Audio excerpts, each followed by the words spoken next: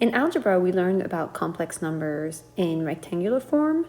So now we're going to look at complex numbers in polar form. So a little bit of a review about complex numbers. Complex numbers have a real part and an imaginary part. So the imaginary was created when a mathematician was trying to square and get back a negative number, and that wasn't possible in the reals. So what happened was that when we square root a negative number, the imaginary I was created. So I is equal to the square root of -1. So that's the definition. So a complex number is going to have a real part and an imaginary part. So the part that doesn't have I is called the real part, and the part that has I is called the imaginary part. And so then we have a complex plane, and the complex plane looks very much like the rectangular coordinate system. And the real axis, which is the x-axis, is the horizontal one. And then the y-axis is the imaginary axis. And so to plot a complex number in the complex plane, you plot the point x comma y. Now you do not take the I with it. The I just lets you know that that's the imaginary part. So wherever x comma y would be, for example, in quadrant 3, the real part would be the horizontal, and the imaginary part would be the vertical. So let's take a look at these three complex numbers, and let's plot them. So the first one is z is equal to 4 minus 5i. Z is the common way of denoting a complex number. So the real part is 4, and the imaginary part is -5. So 1, 2, 3, 4. 1, 2, 3, 4, 5. So in the complex plane, here would be my imaginary number. Z is equal to 4 minus 5i. Now in the next one, it's z is equal to 3i minus 2. So here you have to be careful because the real and the imaginary parts are switched. I mean, they can go in whatever order, but you have to remember that when you plot it, it's first the real and then the imaginary. So in this case, the real would be -2 and the imaginary would be 3. So here it would be. So this would be z is equal to 3i minus 2. And then the last one, we have z is equal to -i. So there is a real part, but it's 0, which we don't write. So the real part is 0, and the imaginary part is -1. So 0, -1 would be right here. So this is the point z is equal to -i. So here is our three complex numbers in the complex plane. Now we're going to introduce the word magnitude. So what does magnitude of a complex number mean? So if you're in the complex plane, and say we have our complex number in the first quadrant, but it would work no matter where the number would be, then the magnitude of z is the distance from the origin to the complex number. And the notation we use for magnitude is by using the symbol that you're most used to calling the absolute value symbol, and this denotes the magnitude of z.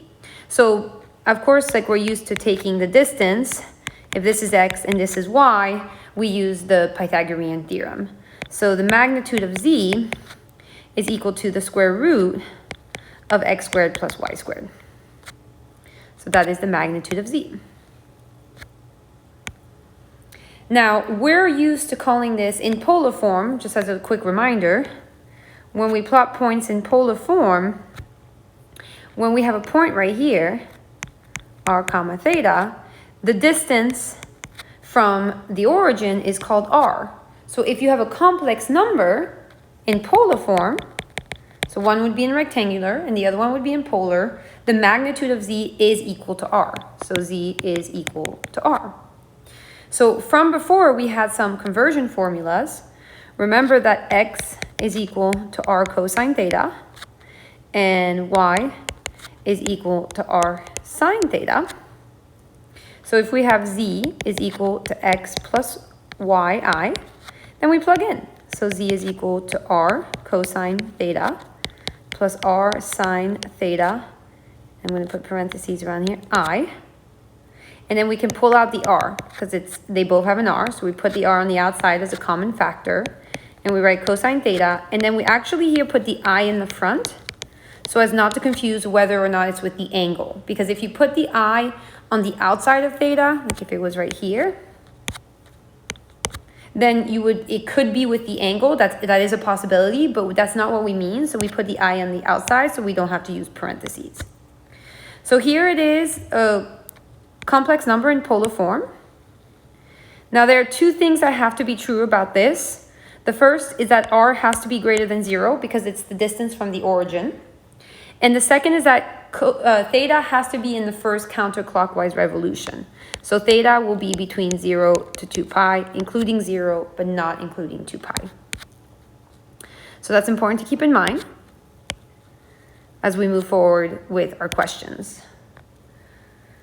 Okay, so we're going to convert. So we converted points and equations before from polar to rectangular and rectangular to polar. So we're going to do the exact same thing with complex numbers.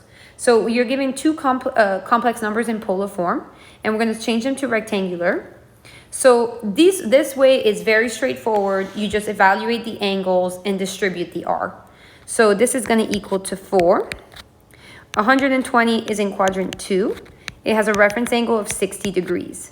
So the cosine of 120 is a negative 1/2, and the sine of 120 is a positive radical 3/2. And then you distribute the 4, and that will give you a negative 2 plus 2i square root of 3. Again, I don't put the I at the end because it could look like it's underneath the square root. So just to avoid confusion, I put the I before the radical.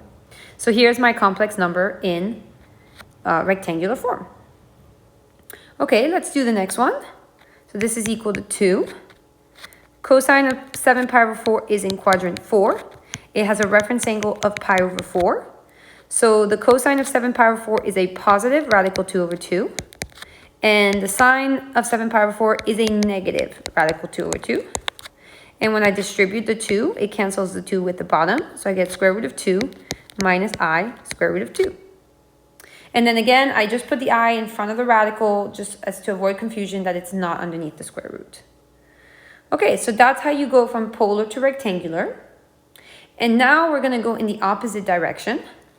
So to do the conversion formula in the opposite way, remember that when you had a rectangular point, so in this case, it would be negative 4 comma 4. The x is negative 4, the y is 4. We had the two conversion formulas that r squared is equal to x squared plus y squared, and that tangent of theta was y over x. So let's find r first. This is going to be 16 plus 16. Remember that the negative goes away because you're squaring. This is r squared is equal to 32. So r is equal to the square root of 32, but the square root of 32 is 16 times 2. So r is equal to 4 square root of 2. Then here we have the tangent of theta is equal to 4 over negative 4, which is equal to negative 1. And this was the tricky part, that you have to remember to look at the quadrant. So if x is negative and y is positive, I am in quadrant 2. So the angle that gives me that tangent is negative 1 in quadrant 2 is 3 pi over 4. Because in one revolution, there are two places where tangent can be negative 1, in quadrant 2 and in quadrant 4. So you have to make sure that you're grabbing the right quadrant.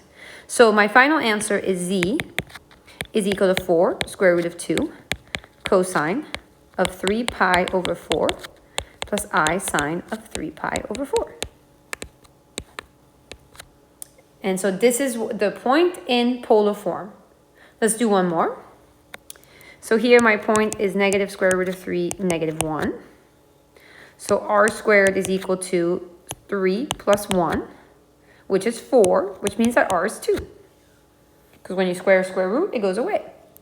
Then I have the tangent of theta is a negative 1 over negative square root of 3, which is 1 over positive square root of 3. Now, x and y are both negative, so I am in quadrant 3. For me to have a radical 3 in the bottom, it means the 1/2 was at the top and the radical 3/2 was at the bottom. And so that happens at reference angles of pi over 6. So in quadrant 3, that is 7 pi over 6. So my polar number is 2 cosine of 7 pi over 6 plus I sine of 7 pi over 6. Okay, let's highlight these. So here was the first, and here was the second. All right, so the last thing we can do here is we can do some operations because we're preparing to get to a theorem called De Moivre's theorem, which is going to be on the next video. So to be able to get there, we need to look at the basic operation of multiplying and dividing complex numbers in polar form. Now, multiplying and dividing complex numbers in rectangular form can sometimes be really long. You have to FOIL. If you're dividing, you have to multiply by the conjugate. Then you have I squared, and you have, it's a lot of procedures. In polar form, it's actually faster. So if you have two complex numbers in polar form, so Z is represented with R1 and theta 1. The little subscript just means that they might be different. And W is R2 and theta 2. So if you want to multiply the complex numbers, you multiply the R's, but you add the angles. And if you want to divide, there's a little mistake here. This is supposed to say Z over W. You're going to divide the complex numbers, and you're going to subtract the angles. So let's do an example. So I have two complex numbers, Z and W. So I want to multiply them. So if I want to multiply them, I multiply the R's. So that would be 4 times 2. And then I'm going to add the angles. So that would be 120 plus 100. And I have to do that with the sign. So 120 plus 100. And so this is going to give me that ZW is equal to 8 cosine of 220 degrees plus I sine of 220 degrees. Okay, perfect. And then I want to divide them. So if I want to divide them, I divide the R's, so 4 over 2. And then I'm going to subtract 120 minus 100 plus I sine of 120 minus 100. So when I do this, I end up getting 2 cosine of 20 plus I sine of 20 degrees. Now, one of the things you have to double check when you're doing these types of problems is what we talked about at the very beginning when we were talking about polar numbers. And remember that when we were talking about polar numbers, R had to be greater than 0 and theta had to be between 0 to 2 pi, which is 0 to 360. So when you're writing your final answers for whichever it may be, you have to make sure that R is positive. So in both of those it is 8 and 2, and that the angle is between 0 to 360 or 0 to 2 pi. And they are. And if it's not, you find the coterminal angle by adding or subtracting 2 pi.